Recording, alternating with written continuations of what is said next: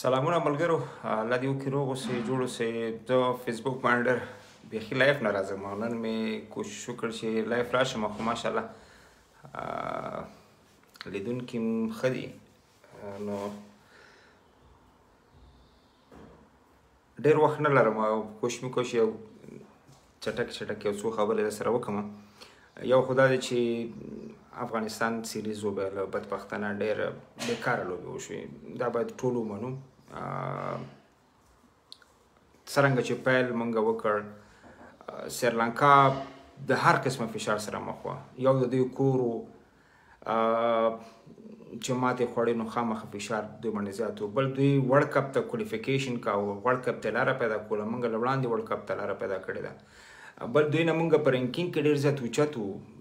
دوی په 9م پوزیشن کې وو، موږ په 8م پوزیشن کې وو. دا یو موږ سره پلس پوینټ و. بل چې تیر سیریز موږ دوی سره څنګه کړی و، نو مومنټم موږ سره و، ځکه سریلانکا داسې یو لوبډله نه ده چې یو عادي لوبډله ده. سریلانکا یو ښه هسټري لري په کرکټ کې. 1996 کې 500 ورځې نړیوال جام ګټلی دی، 2012 کې 14 کې شلوریزه نړیوال جام وګاټه.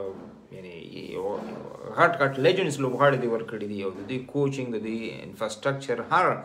لحاظه دوی غټ و. خو بیا هم دوی زموږ نه فشار لاندې وو. خو د دومره سترې بریا سره چې موږ په 6 وکټو باندې پروفیشنلی چیزینګ وکړ، 202 ټارګټ هم ترلاسه کړی. ابراهیم ځدران سریلانکا چې څرنګه پرېښی په 130 رنزونو باندې هماغه فارم یې جاري وساته. 98 نه سوېدل، 98 منډې جوړ کړې، بیا وسوځېده. رحمت شاه، حشمت دواړه 51 یووالی، نبي رنزونه وکړه. نو بیا چې دویمه لوبه کې سړی وګوري، ورپسې درېیمه لوبه کې وګوري، نو بیا بیخي یو طرفه لوبې. یعنې په دواړو لوبو کې موږ 500 ورونه لوبوله. سریلانکا سره که بالینګ کې تاسو وګورئ، د دنیا بهترینه بالران موږ سره دی. خو سریلانکا چې کوم لیګ سپین بال وکړ، موږ نشو لوبولی. حسرنګه 6 وکټې زموږ نه واخیستې. دوی چې کوم فاست بالینګ وکړ، لاهیرو کومارا او دشمنته چمیرا 4 وکټې، 3 وکټې، 2 وکټې، او زموږ سټارټ وکټې به یې اخیستې. ګورباز یې ډېر تنګ کړ. یعنې پیس موږ نشو لوبولی. بال چې کوم دننه کېده هغه موږ نشو لوبولی. بال چې باونس کېده هغه موږ نشو لوبولی. آف سپین چې اوسني کرکټ کې هیڅ معنا نه لري، یو پارټ ټایمر راځي زموږ 3 آوټ کوي، په 193 باندې ټول افغانستان سوځېږي. بیا نن موږ 22 اوره لوبه وکړه، 21.3 اوره. یعنې اوورال یو خواشینونکی سیریز و چې افغانستان یې باید هیر کړي. خو داسې هیر نه کړي چې څه وشو څه چې وشو په هغې باندې باید سر ښکته کړي، ګریوان کې وګوري، بورډ، کپتان، لوبغاړي. زما په اند باندې لوبغاړو کې مسله نه وه. لوبغاړي خو تاسو معلومه ده چې بیټینګ زموږ ډېر دارومدار ټول په ګوربز او په لومړي ټاپ لوبغاړو باندې و. نجیب آوټ آف فارم، ګوربز آوټ آف فارم. بالینګ کې چې زموږ سټرینث دی، زموږ قوت و، بدبختانه مجیب په وروستیو 12 لوبو کې موږ له 15 آوټ کړي دي. راشد ټپي و. فضل حق هغسې بال نشو کولی، اوورلوډ ډېر زیات و، IPL نه ډېر زیات ستړی و. ون ډے کرکټ ډېر زیات ډسپلین ته ضرورت لري، ډېر زیات ټریننګ ته ضرورت لري، ډېر زیات وکټ ټیکنګ آپشن ته ضرورت لري. ځکه T20 فارمټ نه ډایرکټ ون ډے فارمټ ته شفټ کېدل دا وخت ضرورت لري. او هغه وخت دوی په نیمایي په IPL کې تېر کړ، او نیمایي په داسې حال کې چې سیریز پیلېدونکي او دوی په کابل او په خوست کې ځینو لوبغاړو چکرې والي چې دا زما په اند باندې موږ د منیجمنټ او ډسپلین له اړخه هم دغه لوبې بایللې دي چې موږ چې کوم پریپریشن پکار و، ټیم ګیدرینګ پکار و، د ټیم یو ځای کېده پکار و، پریکټس سناریو میچونه پکار و. د دغې سیریز لپاره موږ هغه بدبختانه ونه کړه. صحیح ده چې لومړۍ لوبه کې آوټسټانډینګ پرفارمنس و. خو بیا هم په لومړۍ لوبه کې تاسو وګورئ، موږ به 4 اتیا وکړي، د هغوی 4 آوټ کړي وو. خو هغوی بیا هم زموږ نه سکور 204 اتیا 2 ته ورساوه. عظمت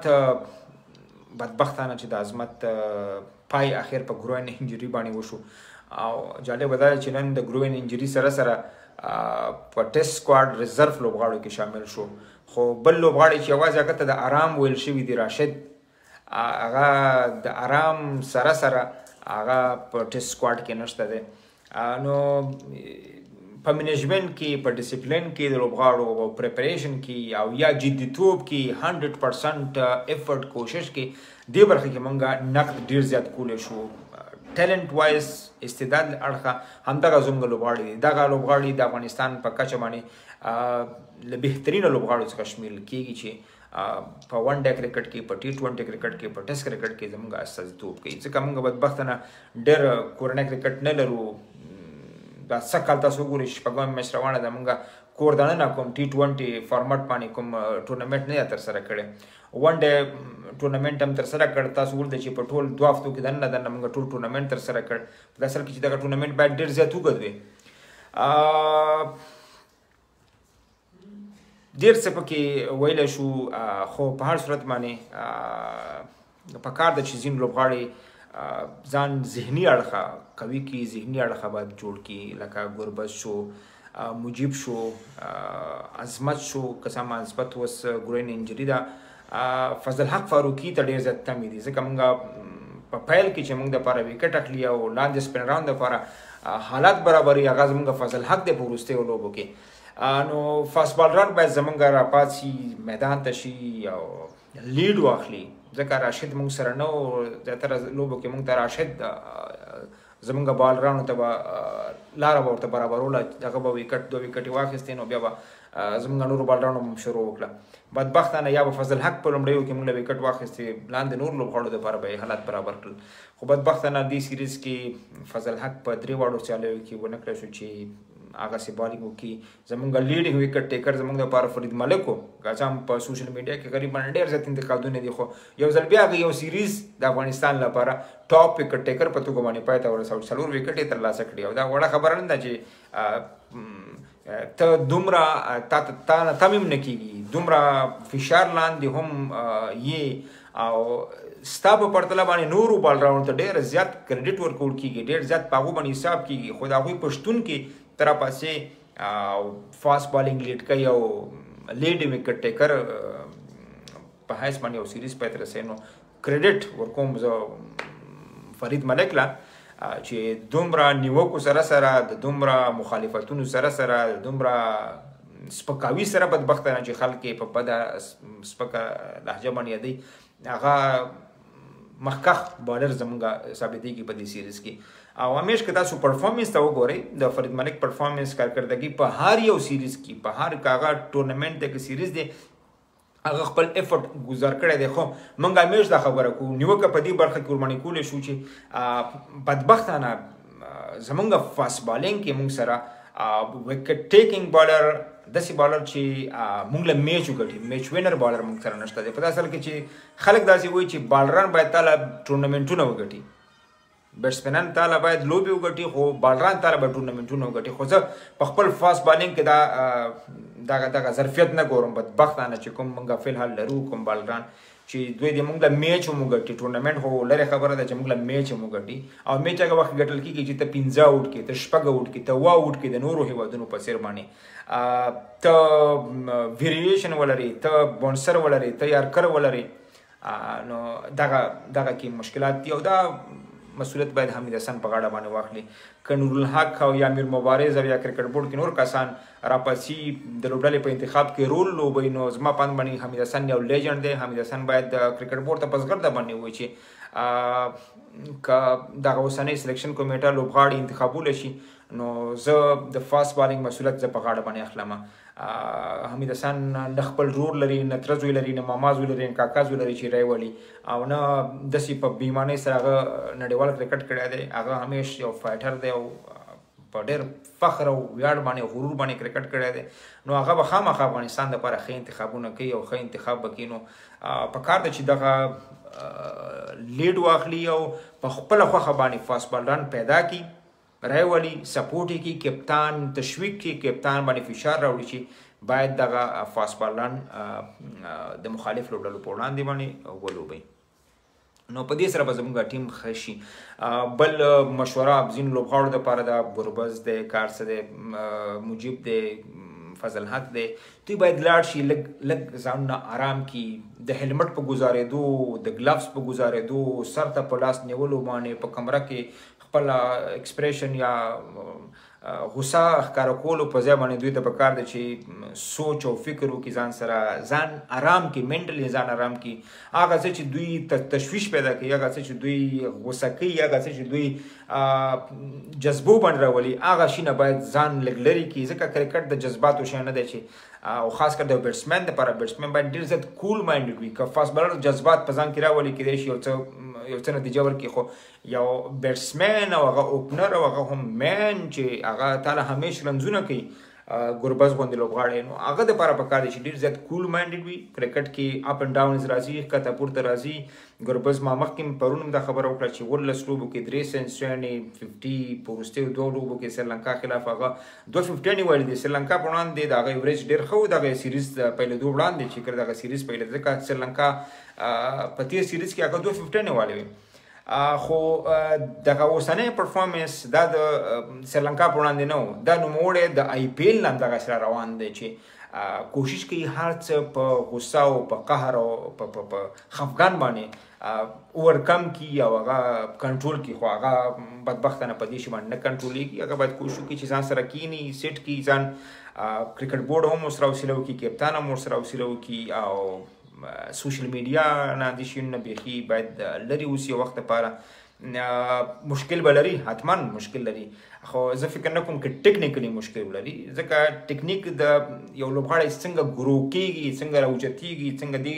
دې لیوله پورې راځي نو هغه هماغه شی دی د هغه په ټیکنیک کې کوم بدلون نشي راوستی البته تکتیک کې ته کولی شي چې هغه ته مشوره ورکړي چې کوم بالر ټارګټ کی کوم بالر ټارګټ نه کی میدان ته چې کله ښکته کېږي تاکي سور دی چې به سنچري واما کېدای شي هغه د 50 سکور وکټ وي کېدای شي تا اول کې د اوپنر په حیث باندې سوچ کړي دا 300 وکټ ته خو چې کله میدان ته ښکته شي ته معلومېږي چې د سوشل هم په دې وکټ باندې وشي میسج لګي چې زه باید لانګ اننګز وکړم او همیش زه په دې باندې باور یم اوسنی لوبغاړو کې ګربز یو له هغو لوبغاړو څخه دی چې 360 وکټ باندې ودرېږي میچ بدلونکی لوبغاړی دی زړور لوبغاړی دی بالر نه هېرېږي بس یو شی دی چې فوکس او د هغه توجه بدبختانه کمه شوې ده او هغه هر څه کوشش کوي چې دغه ټولو مشکلاتو نه په غوسه په قهر او په یو جدیت باندې ځان وباسي چې هغه ممکنه نه ده نو ډېر باید کوشش وکړي چې آرام شي مجیب باید په خپل ویریشن باندې کار وکړي ځکه چې آف سپینر اوسنی کرکټ کې دومره ډیمانډ نشته دی تر څنګ چې مجیب نه موږ کومه توقع لرو کاش کې مجیب د دې بالنګ تر څنګ یو بیټسمین هم وي بیا کېدای شي د نن ډسلوا په څېر باندې یا د جډیجا په څېر باندې یا د شاداب خان په څېر باندې کېدای شي موږ د هغه نه بیټینګ کار اخیستی خو دا چې یوازې پیور او سپیشلیسټ سپینر بالر دی نو په ټیم کې سروایو کول او په ټیم کې ځای ساتلو لپاره باید هغه کوشش وکړي چې خپل بالنګ کې څه تغییرات راولي ځکه فنګر سپینر عمر ډېر زیات کم وي بدبختانه تاسو به ډېر سپینران داسې کتلي وي چې هغه وخت په تېرېدو سره هغه وځي یو وخت کې په دنیا باندې راج کوي بیا شاته رواني نو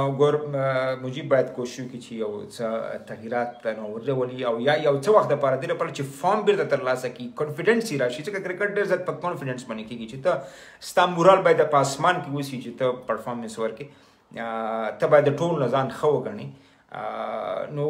کوشش وکړي چې ډېر زیات T20 ته سټک شي T20 پورې شل ورځه پورې زیات یو وخته پورې ځان ونیسي تر څو راتلونکي دپاره ون ډے کرکټ دپاره ښه آماده اوسي او کله چې هغه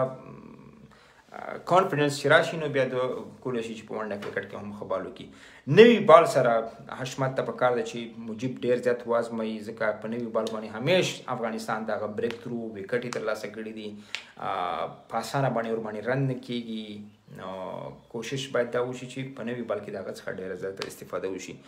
ډیت اورونو کې حمید حسن باید د فاست بالرونو باندې ډېر زیات کار وکړي ځکه په لومړۍ لوبه کې تاسو وکتل چې موږ نه تقریبا 109 رنزونه موږ په 9 وروستیو اورونو کې موږ لیک کړي وو چې دا ډېره بده خبره ده په همدغې ډسپلین چې موږ په ډیت اورونو کې نشته دی موږ ایشیا کپ کې میچ وبایله موږ ورلډ کپ کې میچ وبایله د پاکستان خلاف دغه برخه کې په فاست بالرانو باندې باید هم احسان ډېر زیات کار وکړي. یو څه چې ما غوښتل هغه کېدای شي تاسو هم سوال ما ته هم سوال دی چې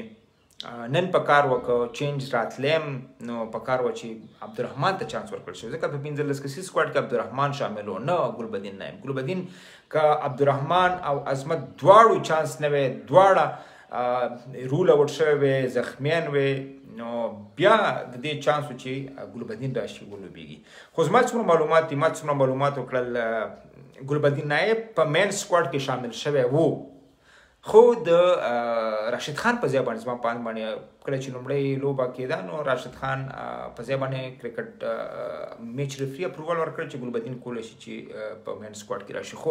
راشد به هغه وخت کې رول اوټ کېږي راشد به وځي داسې نه چې کولی راشد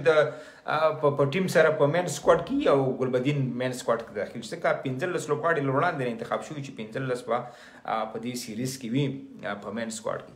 خو بیا جالبه تر ټولو ماته دا وه چې مین سکواډ کې عبدالرحمن ونه لوبول شو مین سکواډ له راغی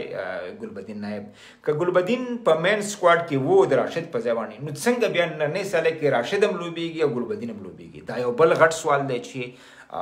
نه پوهېږم چې موږ کرکټ میچ ریفري ته دوکه ورکړې ده که ځان هم غلط کړی دی کار هم کړي دي. خو زما څومره معلومات دي د راشد په ځای باندې د ګلبدین اپروول اخیستل شوی و چې راشد رول اوټ دی په سیریز کې نشته دی 15 کسیز سکواډ کې نشته دی او ګلبدین د ریزرف لوبغاړي نه راغلی دی په مین سکواډ کې. صحیح شو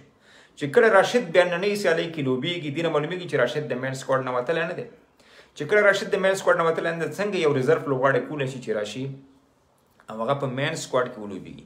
بیا که د راشد په ځای باندې نو څنګه هم رول اوټ شوی لوبغاړی چې د هغه په ځای باندې ګلبدین راغلی دی ګلبدین او راشد په یو ځای باندې په یو سکواډ کې لوبېږي او کوم چې د مین سکواډ غړی دی عبدالرحمن هغه په مین سکواډ کې څه چې په یو شي کې هم نشته دی. دې نه خو یا دا معلومېږي چې دوی عبدالرحمن ټپي ښودلی دی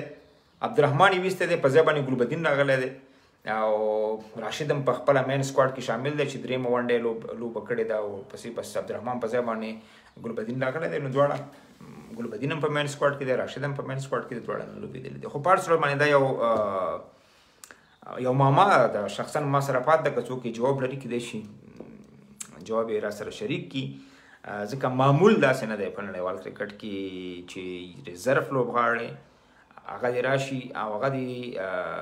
د مین لوبغاړي په ځای باندې ولوبېږي. په داسې حال کې چې مین لوبغاړي پوزیشن دپاره موږ دوه آپشنې لرو یوازې عظمت کاشکې یوازې عظمت وی موږ به ویلی سیده چې بل موږ سره انتخاب نه و عظمت ټپي و عظمت ووته په ځای باندې ګلبدین ریزرف کې راغی. په داسې حال کې چې ته په مین سکواډ کې اول آپشن ستا عظمت دی دویم آپشن عبدالرحمن دی دریم آپشن ستا چې کله دا دواړه وځي ستا ګلبدین دی. خو د دواړو پښتون کې راځي ګلبدین نایب او هغه نن لوبېږي دا یو څه دی چې باید جواب یې پیدا شي. بل نن چې کوم سکواډ اعلان شو ټول لوبغاړو ته مبارکي وایم. زما څومره معلومات دي د قیس احمد په اړه باندې خلک خبرې کوي. قیس احمد ما څومره وکاته 22 که څو فرست کلاس لوبې کړي دي او 88 وکټې په فرست کلاس کې لري. زما دپاره ډېره جالبه دا وه چې اظهار الحق نوید لیګ سپینر په توګه باندې راځي او په 3 فرست کلاس لوبو او 6 وکټو باندې هغه په ټیسټ سکواډ کې شاملېږي او قیس احمد په 88 وکټو باندې نه شاملېږي. نو دا زما لپاره یو سوال و. خو چې ما کله معلومات وکړل زما په اند باندې کیم ته د ځینو شخصي مشکلاتو وجې نه یا هر څه خبره چې وه د دې معلومات موږ د قیس احمد نه کوو چې قیس احمد نه معلومات واخلو چې یاره هغه ولې په کیمپ کې چې کله په کابل کې کوم کیمپ لګېدلی و مخکې جلبات کې کیمپ لګېدلی و په ټیسټ لوبډلې انتخاب لپاره چې قیس احمد ولې په دغه سکواډ کې یا په دغه کیمپ کې ولې ګډون نه و کړی. نو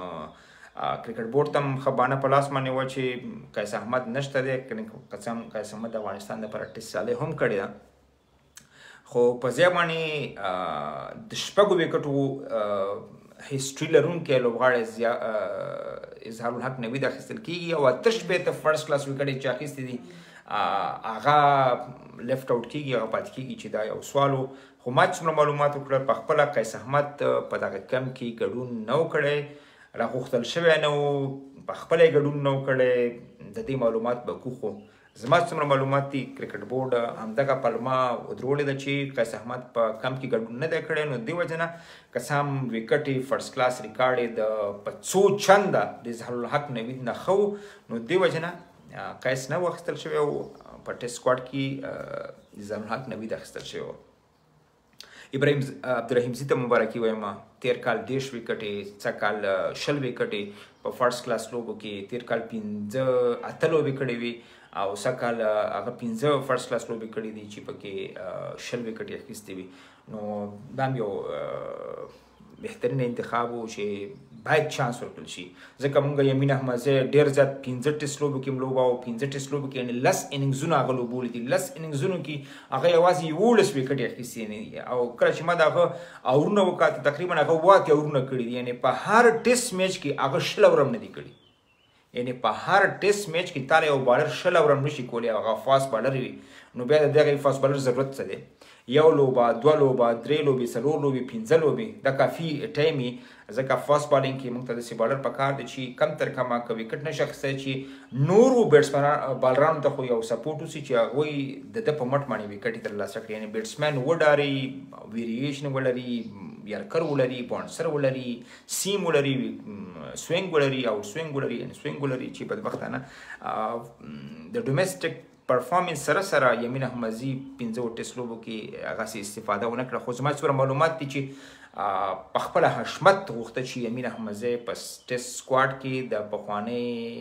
کارکردګۍ سره سره باید په ټیسټ سکواډ کې په مین سکواډ کې شامل وي چې شامل شوی دی. نجات ته مبارکي وایم، کرکټ بورډ ون ډے لوبډله کې ځان سره ښې چکرې ورکړې، وینه لوباو، T20 کې ښې چکرې ورکړې، وینه لوباو، او اخر یې دا د ټیسټ ته برابر کړ په دې کې چې دغه ټیسټ لوبه کې چانس ترلاسه کړي. نورعلي په اړه باندې یو سوال و ماته چې که څه هم ډېرو خلکو داسې فکر کوو چې یو کال 2 کاله 3 کاله کېږي چې نورعلي انټرنیشنل کرکټ نه اخوا دی، کله چې ته ریزرف له کوم لوبغاړی راولې نو هغه باید داسې یو لوبغاړی وي چې هغه تر راتلونکي 15 کاله 10 کاله پورې ستا په درد باندې وخوري، ستا په کار باندې راشي. خو راتلونکي 2-3 کلونو کې د نورعلي ځدران هر قسم نړیوال کرکټ خو پرېږده، هر قسم کرکټ د هغه پای ته رسېږي. بیا موږ نورعلي راولو، که نورعلي په ډومestic کې پرفارمنس کړی وو نو بیا خو د دې حقداره و چې دغه ټیسټ میچ په مین سکواډ کې ورته ځای ورکړو، ځکه عبدالملک داسې یو لوبغاړی دی چې موږ په 13 ټیسټ سیالۍ کې له چانس ورکړه، زیمبابوې خلاف په دواړو اننګزونو کې په 0 باندې وسوځېده، داسې په دې معنی چې د هغه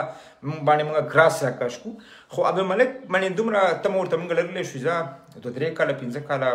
که پرفارمنس کوي زموږ په درد باندې خوړلی شي، خو نورعلي خو زموږ بیا په درد باندې نه خوړل کېږي. نو که نورعلي پرفارمنس کړی دی نو باید ډایرکټ په مین سکواډ کې وي، په 15 کسیز سکواډ کې وي چې موږ له اوپننګ کړی وي د بنګلادیش خلاف په ټیسټ سیالۍ کې د ابراهیم ځدران سره، نه دا چې موږ یو سینر لوبغاړی چې هغه د تیرو 15 14 16 17 20 کلونو را په دې خوا لوبډلې سره دی او هغه موږ راولو اوس په ریزرف کې اچولو، دا هم د عقل او د منطق نه لرې خبره ده چې کرکټ بورډ بدبختانه دغسې فیصلې کوي چې یوازې فارملیټي پوره کوي، رسمیت پوره کوي چې بس تا پرفارمنس کړی دی بس ورو به د چو بس چکر به ووایي بېرته به راځې، آینده خو پته نه وي څه کېږي څه نه کېږي. ناصر جمال باندې خلک خبرې کوي، ناصر جمال پرفارمنس کړی دی ټیسټ لوبډله وروستۍ ټیسټ سیالۍ کې چې هم 2 کاله وړاندې کړې وه، په هغې کې 50 ما پکې لوالی وه د زیمبابوې خلاف 2020 کې او بس په سکواډ کې دی. اکرام افسرزاده دویم پاړه ول کېږي چې دا هم ټیسټ کرکټران دي او اولنۍ ټیسټ سیالۍ کې هم دوی شامل وو، دا د اوسه پورې دوی ټیسټ لوبډلې کړي دي. حشمت 13 سیالۍ کې ډبل سینچري والی وه، کپتان هم ټاکل شوی دی، مبارکي ورته وایو. د راشد په ځای باندې په هغه د اصغر افغان په ځای باندې به هغه د لومړي ځل لپاره کپتاني کوي، د ون ډے په ځای باندې تر څنګ ورته ټیسټ لوبډلې کپتاني هم مبارکي وایو په دې کې چې کامیاب شي او ښه وځلیږي. نو ټیسټ سکواډ هم وکاته، خو د ابراهیم ځدران ابراهیم عبدالرحیم زی په راتګ باندې، نجات مسعود په راتګ باندې خوشحاله یم. خو خوشحاله به هله شم چې دواړو ته موږ چانس ورکړو، په کار د دواړو ته چانس ورکول شو. دا د دې لپاره نه وایم چې یاره دوی به راشي موږ له به میچ وګټي، موږ له به 10 وکټې واخلي، در موږ له 20 وکټې واخلي، دوی به موږ له تباهي وکړي. نه، دې دپاره وایم چې دوی پرفارمنس کړی دی. باید موږ ته پته ولګېږي چې یاره دا زمونږ هغه ابتدایي سټیپونه دي په ټیسټ کرکټ کې موږ اخلو، نو موږ باید لوبغاړي وازموو چې یو بهترینه دوامداره اټیکینګ جوړه پیدا کړو موږ دپاره چې یاره موږ په ټیسټ کرکټ کې اوږد مهال دپاره موږ کوم لوبغاړي باید تر نظر لاندې وساتو. کوم لوبغاړي چې موږ په تېره کې وازمایل لکه سید شهزاد، سید چې تېره ټیسټ سیالۍ کې سید شهزاد 2 وکټې واخیستې، خو هغه تقریبا یو داسې یو بالر نه دی چې یاره ته په هغه باندې لانګ سپیل وکړي یا هغه ته 10-15 وکټې واخلي په میچ کې. صحیح ده چې 1-2 وکټې. همداسې یمین احمد صاحب موږ ډېر زیات وازمایې. دا اوس په ون ډے سکواډ کې موږ هغه له چانس ورنه کړ، او په 15 ټیسټ سیالۍ کې چې کړی دی چندان پرفارمنس نه دی کړی چې یاره موږ له میچ وګټي. نو موږ ته په ټیسټ کرکټ کې میچ ویننګ بالر پکار دی چې موږ له میچونه وګټي، موږ له خطرناکه بالر ثابت شي. دې لپاره موږ باید ایکسپریمنټ وکړو، تجربې وکړو. که یمین له 15 لوبې ورکولی شو، ابراهیم له باید 4-15 لوبې ورکړو. ابراهیم له که 15 لوبې ورکولی شو، سبا باید بل لوبغاړي له هم چانسونه ورکړو. همدغسې راولو تر هغې پورې چې موږ دغه ایکسپریمنټ وکړو چې موږ په ټیسټ لوبډله کې هم په بالینګ کې موږ باید یو ښه د بالینګ جوړه باید ولرو، ځکه په نړیوال کرکټ کې نور هر څه په سپین بالینګ باندې نه کېږي، څه دی چې موږ کافي ښه سپین لرو. نو بیسټ اف لک ټولو لوبغاړو ته چې په ټیسټ سکواډ کې انتخاب شوي دي. ون ډے سیریز پای ته ورسېده. 5 جولای به بنګلادیش سره 15 ورځې لوبې شروع کېږي، 2 ورځې لوبې به وي. په 14 باندې ټیسټ میچ ختمېږي، پیلېږي وبخئ. په 14 جون باندې د افغانستان او بنګلادیش یوازینۍ ټیسټ سیالۍ ترسره کېږي. نو کافي سیریزونه او کافي لوبې را روانې دي. زړه به ورته نه وهو، خو کم تر کمه چې کوم ځای کې د ښه والي، کوم ځای کې د نقد، کوم ځای کې د مشکلاتو خبرې، هلته به حتما غږ اوچتو. او دا زموږ ستاسو حق دی، سالم او خپل شرعي حق هم دی چې باید غږ اوچت کړو. د لوبغاړو توهین، د لوبغاړو سپکه سپوره، د لوبغاړو شخصیت ته ورتلل، د لوبغاړو په فزیکي اپیرنس چې کوم دی په هغې باندې خبرې کول، دا موږ سره نه ښایي. د افغانانو په حیث، د کرکټ مینوالو په حیث، د دنیا بهترینه کرکټ مینوال چې دی هغه افغانان دي. دا ما کتلی دي په نړیواله کچه باندې. نو همدغسې باید دغه خپل ریپوټیشن موږ وساتو، خپل لوبغاړو ته همیش مینه ورکړو، خو په سالم نقد دغه باید خپل حق وګڼو. او داسې یو خبره چاته وکړو ځکه چې مختلف نظریات مختلف دي. هره خبره چې وکړو باید په دلیل باندې وکړو، په ثبوت باندې وکړو، په منطق باندې وکړو. نه دا چې د خپل خېټې څخه ځینو لوبغاړو سره د ناخوالو سره دومره مینه وکړو چې بیا سبا په هغه باندې کوم نقد نشو زغملی، او یا اوسه دومره کرکه وکړو چې سبا به هغه باندې کومه ښه خبره او یا د هغه صفت نشو زغملی. نو همیش باید میډل لاره انتخاب کړو.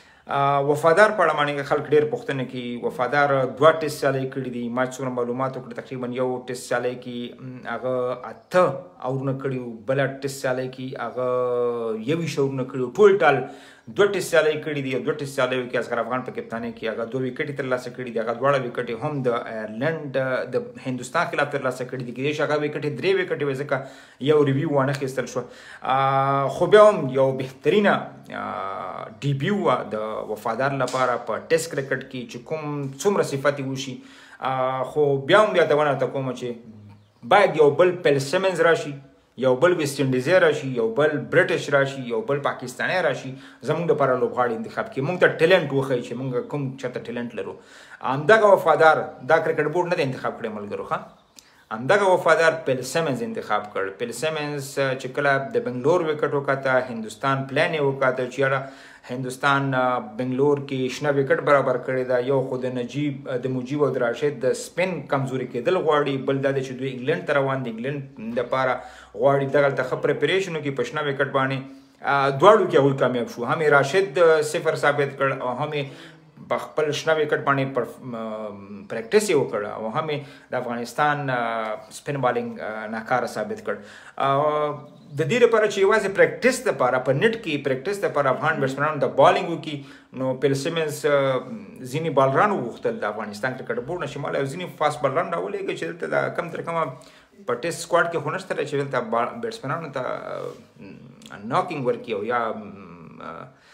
بالینګ ورته په نت کې وکړي نو کله چې هلته وفادار لیکل کېږي وفادار هلته د پیل سیمنز خوښېږي او پیل سیمنز وایي چې دغه لوبغاړی زه غواړم چې د هند خلاف ما دپاره ټیسټ سیالۍ کې ولوبېږي یو غټ اعزاز او ویاړ خبره وه که څه هم په وطن کې چا په ډومسټک غریب نه پرېښود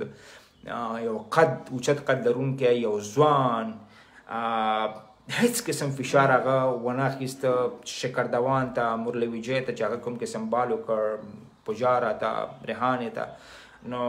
سلوټ ورته زه کوم چې په دومره کم عمر کې هغه هغسې بالینګ وکړ خو تاسو به وکته چې همدغه وفادار او همدغه شهنشاه په یو نړیوال جام کې 2013 کې ولوبېدل شهنشاه کوم ځای کې دی وفادار کوم ځای کې دی غریب ولایتي لوبډلې ته او په شپږیزه کې د لوبېدلو لپاره هغه محنتونه خوارۍ کوي زارۍ کوي خلکو ته خو څوک یې نه اوري نو وفادار ته باید مونږ ډومسټک باندې نه کو چې هر تا ډومسټک کې څنډه دی کړي دغه لوبغاړي چې نایابه بالران وي په سرکټ کې مونږ ډېر نه لرو نو دغه ته باید مونږ سپیشل ټریټمنټ وکړو او ځانګړی ځای ورته باید ولرو او همیش دوی له ډاډ ورکړو دغسې بالرانو دپاره که ته څومره ډاډ ورکوي نو هغه به ستا په درد باندې خوري اوچت قد بانز بال نوی بال کافي ډېر ښه سوینګ کوي او یو فاست بالر دپاره همدغه کمال پکار دی او دا چې څومره په انټرنیټ کرکټ کې لوبېږي هغومره ښه کېږي خو بدبختانه چې فرهاد وبخښئ وفادار مومند چې کوم څه حقدار او ډیزرف کاوی هغه زه ورته د افغانستان کرکټ بورډ لخوا سلیکشن کمیټې لخوا او بدبختانه بیا وایم چې د کپتانانو لخوا تر اوسه پورې نه دی برابر شوی چې باید د دغسې لوبغاړو نه باید موږ استفاده وکړو موږ همدومره ویلی شو د هر لوبغاړي په حق کې چې کوم لوبغاړی خو زه همیش دا خبره کوم چې موږ د وفادار دپاره نن کوشش وکړو چغې ولګو ابراهیم عبدالرحیمزي دپاره کوشش وکړو نجات دپاره کوشش وکړو انډیویجول بیس باندې به روزانه موږ داسې لګېږو هله احسان جنت راولئ هله نور علي راولئ هله سید شیرزاد راولئ هله منیر کاکړ راولئ او دغه ټولو لوبغاړو دپاره بدبختانه موږ تاسو لګېږو وجه څه دی سیسټم نشته وجه دا ده چې اداره نشته دی وجه دا ده چې په پرفارمنس بیس باندې موږ لوبغاړي نه انتخابو وجه دا چې موږ ډومسټک کمزوری دی وجه دا چې زموږ سپورټینګ وکټ نه لرو زموږ ما یو ورځ یو ډومسټک ټورنمنټ کاته په کندهار کې زموږ درې فاست بالرانو وفادار مومند ضیا شریفي او سلیم صافي دا درېونه ما په یو فریم کې وکاته درېونه دسمالونه او زیړې شینې اغوستې دي او اوبه یې ګرځولې یعنی په دې لیول کې وکټ چې یو کپتان زړه نشي کولی چې خپل فاست بالر ولوبوي نو ته بیا څنګه یو لوبغاړي ته دغه ټارګټ دی چې ته وکټ یې نه دی اخیستی ځکه ته اوس مخکې ته نشي راتلی نو دې برخه کې ډېر زیات کار پکار دی ډومسټک کې ځکه د پاکستان غوندې یا د انګلستان غوندې یا د نورو کرکټ بورډونو غوندې موږ په وطن کې داسې زونونه نه لرو چې خپله زون په خپله لوبغاړي انتخاب کړي زون په خپله لوبغاړي راولي ولایت خپله لوبغاړي انتخاب کړي خپله لوبغاړي راولي نو هر څه د کرکټ بورډ نه کېږي کله چې هر څه د کرکټ بورډ نه کېږي نو دلته معلومېږي چې دلته کمپټیشن نشته دی دلته د زون خبره نشته دی دلته ولایت خبره نشته دی پنجشیر کې اوس هم خوستیان او نګرانیان لوبغاړي لوبېږي نو په کار ده چې باید بیا موږ داسې وکټې برابرې کړو چې هلته موږ خپل هدف څه دی کرکټ بورډ هدف څه دی چې موږ داسې وکټې باید برابرې کړو چې هغې نه موږ فاست بالران پیدا کړو شمال له لړ شمال کې په کندوز کې داسې وکټ برابر کړو چې موږ ته فاست بالران پر اسمان راشي یو ټورنمنټ باید موږ فاست بالران لپاره جوړ کړو چې موږ فاست بالران باید ولرو بل ټورنمنټ په کندهار کې په خوست کې په ننګرهار کې باید جوړ کړو چې هلته موږ سپینران بالران پیدا کړو موږ داسې یو لوبغاړی کې پیدا کړو چې موږ ټریپل سنچري نه ووایي 4 سنچري نه ووایي باید ودرېږي بدبختانه زموږ په ولایتي لوبو کې زموږ په ډومسټک لوبو کې لوبډلې په 500 او په 40 رنځونو باندې وټ کېږي چې دا په خپله زموږ کرکټ بورډ دا ښکاره کوي چې دوی کورني کرکټ ټورنمنټونه د یو پلان له مخې نه کوي بلکې دې لپاره ترسره کوي چې یوازې هغه فکسچر یا هغه ټورنمنټ ترسره شي چې بس کراس پکې وکړو چې دا ټورنمنټ هم وشو دا ټورنمنټ هم وشو دا ټورنمنټ هم وشو په داسې سره کې چې نور هېوادونه د خپل ډومسټک نه هر کال خپل انټرنیشنل کرکټ ته په کتو باندې خپل ډومسټک سرکټ برابري او خپل نړیوال کرکټ ته په کتو باندې هماغسې وکټې برابري تاسو وکړئ چې پاکستان قذافي لوبغاړي ته د اسټرالیا نه خاوره راوړه چې هماغسې پیچ جوړ کړي چې راتلونکي دپاره ورته ځان تیار کړي نو دا یو ویژن غواړي دا یو سوچ غواړي دا یو لیدلوری غواړي چې بدبختانه افغان کرکټ بورډ کې مشرانو سره نه وو او نشته دی پرون ما د کرکټ بورډ کې د یو کس سره خبره کوله نو هغه وویل چې موږ په جلال آباد کې یو میچ دپاره موږ وکټ برابره کړه چې په هغې باندې فاست بالران باندې وکړي والله بالله ثم تله پرته دروغ وایم خو هغه کس وویل چې څو ورځې وروسته چې بیا ما پوښتنه وکړه چې ګورو ما اکیوریټر ته ویل شوي چې دا وکټ بیرته بدله کړه بیرته د وکټ د بیټینګ سپورټینګ وکټ بیرته برابره کړه چې بیټسمینان پکې نومځونه وکړي بالینګ مهمه نه ده موږ ته بیټینګ مهمه ده نو داسې خوښې نه خوښې ځکه دا غیر مسلکیتوب دی ځکه دا فیصله باید چیرمین ونیسي دغه فیصله باید سی او ونیسي دغه فیصله باید د کورني کرکټ مسؤل ونیسي چې بدبختانه دوی د خپل کورني کرکټ نه ډېر زیات واقفه نه دي دوی ډېر زیات راڅرخېږي په خپله کابل کې خواوشاو کې او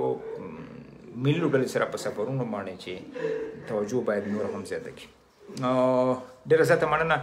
کور مدان د لومړي ځل لپاره په دې پاڼه کې لایف راغلی وم نو کیدای شي ډېرو ملګرو سره خبرې ونه کړی شم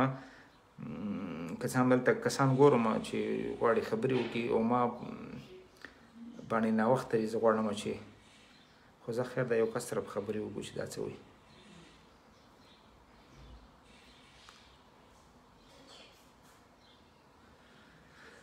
ښه